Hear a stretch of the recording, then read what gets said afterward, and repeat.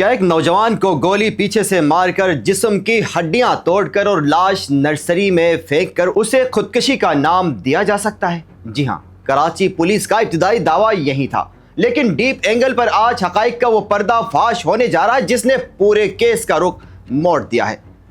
खुदकशी का ड्रामा बेनिकाब हो चुका है और मीर रजा के सफाकाना कत्ल की तस्दीक हो गई है। आइए जानते हैं कि आखिर माजरा क्या है। कराची के हाई प्रोफाइल मीर रजा केस में तफ्तीश ने एक सनसनीखेज रुख मोड़ दिया है। खुदकशी का तमाम तर इम्कान अब खत्म हो चुका है और कब्र कुशाई के बाद आने वाली फॉरेंसिक रिपोर्ट ने साबित कर दिया है कि मीर रजा का बेदर्दी से कत्ल हुआ है। पुलिस सर्जन डॉक्टर समिया की सरबराही में सामने आने वाली मेडिकल रिपोर्ट और तफ्तीशी जराए ने चंद ऐसे सनसनीखेज हकाइक सामने रखे हैं जिनसे पुलिस के इब्तिदाई दावों की धज्जियां उड़ गई हैं। सवाल यह है कि आखिर वो कौन बाअसर अनासिर हैं जो इस सफाकाना कत्ल को खुदकशी बनाकर पर्दा डालना चाहते थे? क्या पुलिस अब वाकई कातिलों की गर्दन तक पहुंच पाएगी या यह केस भी बाअसर निजाम की बीट चढ़ जाएगा?